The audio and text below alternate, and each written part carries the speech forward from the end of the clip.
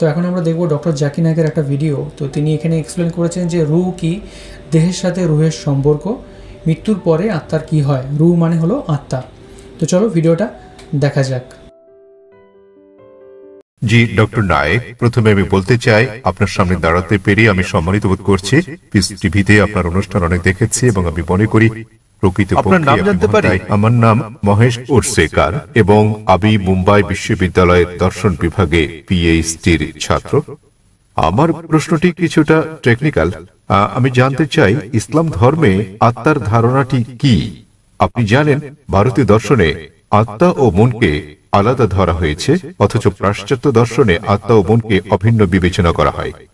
তাই আমার প্রথম প্রশ্ন হচ্ছে ইসলামে আত্মার ধারণাটি কি, এবং দ্বিতীয় প্রশ্নটি হচ্ছে দেহের সঙ্গে আত্মার সম্পর্ক কি?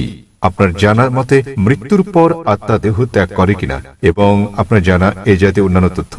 তাহলে এটি একটি দুই অংশ বিশিষ্ট প্রশ্ন। আত্মার ধারণাটি কি, দেহের সঙ্গে আত্মার সম্পর্ক, এবং মৃত্যুর পর আত্মার কি হয়। ধন্যবাদ। ভাই মহেশ প্রশ্ন করলেন যে আত্মার ধারণাটি কি ইসলামে, এবং সম্পর্কটা কি আত্মা ও মানব দেহের মধ্যে, এবং মৃত্যুর পর আত্মার কি হবে, এটাই মূল প্রশ্ন। ঠিক তাই। যতদূর পর্যন্ত আত্মার সংশ্লিষ্টতা রয়েছে তাতে আত্মা হচ্ছে মানব দেহের নির্যাস। আল্লাহ সুবহানাহু ওয়া তাআলার অন্যান্য সৃষ্টির তুলনায় মূল গুরুত্বপূর্ণ বিষয় এটা। সর্বশক্তিমান ঈশ্বরের সৃষ্টি, মানুষের সঙ্গে তাদের বড় ধরনের পার্থক্য হচ্ছে এই আত্মা, এবং এটাই হচ্ছে সারাংশ যা একজন ব্যক্তির মৃত্যুর পরও থেকে যাবে। পরে এটা আলোচনা করব। বিজ্ঞানের যতটুকু সংশ্লিষ্টতা রয়েছে তাতে বিজ্ঞান আত্মা নিয়ে কথা বলে না। এখনো বিজ্ঞান সে পর্যায়ে পৌঁছেনি যে পর্যায়ে পৌঁছলে আত্মার অন্তঃসার রহস্য উদ্ঘাটন করা যায়। তবে গবেষণা করা হয়েছে যখন কোনো জীব মারা যায়, উদাহরণস্বরূপ মানুষের সঙ্গে তুলনা করলে যখন একটি প্রাণী মারা যায়, মৃত্যুর পরক্ষণেই সেটির ওজনের কোনো তারতম্য ঘটে না। তবে যখন আমরা একজন মানুষের ওজনের বিষয়টি বিশ্লেষণ করি, যখন তার জান কবজ করা হয় এবং সে মারা যায়, তাৎক্ষণিকভাবে তার ওজন কমে যায়। এর অর্থ হচ্ছে মৃত্যুর পর মানুষ কিছু হারায় যখন সে মারা যায়, কিন্তু বিজ্ঞান এখনো সে পর্যায়ে পৌঁছেনি যে পর্যায়ে পৌঁছলে আত্মা ঠিক কি তা বলা যায়। আত্মা হচ্ছে নির্যাস মানব দেহের। পবিত্র কোরআনের সূরা আলে ইমরান অধ্যায় নম্বর 3 আয়াত নম্বর 185-তে আল্লাহ তাআলা বলেন, কুল্লু নাফসিন যায়কাতুল মউত, প্রত্যেক আত্মাকে মৃত্যু স্বাদ গ্রহণ করতে হবে। এই আয়াতে ইহকাল হচ্ছে পরকালের জন্য পরীক্ষা। কোরআনে আল্লাহ বলেন সূরা মুলক অধ্যায় নম্বর 67 আয়াত নম্বর 2, আল্লাযী খালাকাল মাউত ওয়াল হায়াতা, অর্থাৎ আল্লাহ জীবন ও মৃত্যুকে সৃষ্টি করেছেন তোমাদের মধ্যে কর্মে কে উত্তম তা জানতে।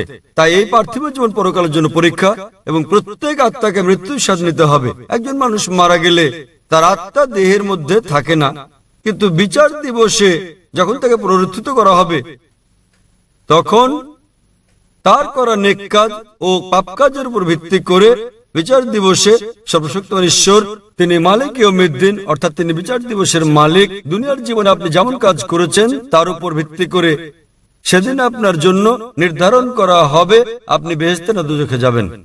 সুতরাং আত্মা জীবিত থাকে, আত্মা মরে না।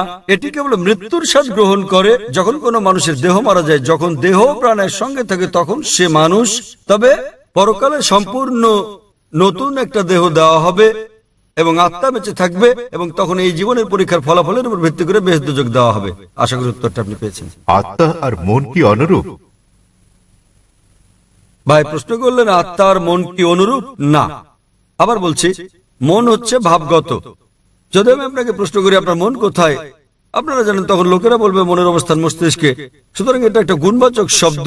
যেমন আমরা যখন বলি নিজের কাজে মন দাও, তো মনে রাখার কথা বললে লোকেরা মস্তিষ্ক খাটিয়ে ভাবতে শুরু করে, কিন্তু এর অর্থ এই নয় যে মন মস্তিষ্কের মধ্যে রয়েছে, বরং এটা ভিন্ন কিছু। তাহলে আবারও প্রমাণিত হলো যে মন একটা গুণবাচক শব্দ। আমি জানি না মনকে কোথাও স্থাপন করা হয়েছে কিনা। যখন আমরা মন সম্পর্কে কথা বলি সাধারণত মস্তিষ্ক সম্পর্কে ভাবি, কিন্তু সেটা একটা গুণবাচক শব্দ। আশা করি উত্তরটা পেয়েছেন। আপনাকে ধন্যবাদ। এখানে একটা সাদৃশ্য আছে, সেখানে হচ্ছে হিন্দু ধর্মতেও মানা হয় এটা, যে আত্মা হচ্ছে অমর, এবং হচ্ছে আত্মা শরীর বদলায় বা আত্মা শান্তি হয়, মানে সে স্বর্গলাভ করে বা সে হচ্ছে তার আর পুনর্জন্ম হয় না, এই জিনিসটা অনেকে মানেন, কিছুটা সিমিলারিটি আছে। আর মন কি এখানে বললেন, মন বলতে অনেকে ব্রেন বোঝায়, অনেকে বোঝায়। তো এই ভিডিওটাতে বেসিক্যালি বুঝতে পারলাম যে দেহের সাথে রুহের সম্পর্ক কী, শরীরের সাথে আত্মার সম্পর্কটা কী, আর মৃত্যুর পর আত্মার কী হয়। শর্ট ক্লিপ এটা একটা। পরবর্তী ভিডিওতে আমরা একটা লম্বা ভিডিও দেখবো এনার ভিডিওগুলোতে থেকে অনেক কিছু জানা যায় অ্যান্ড অনেক ডিসকাশনও ইনি করেন বিভিন্ন রকমের এর সাথে। তো এই ছিল আজকের video. Thank you so much video দেখার জন্য। আপনার কেমন লেগেছে ভিডিওটা অবশ্যই জানান, আর কোন ভিডিওর উপর আমরা রিয়াকশন করতে পারি সেটাও কিন্তু কমেন্টে অবশ্যই জানান।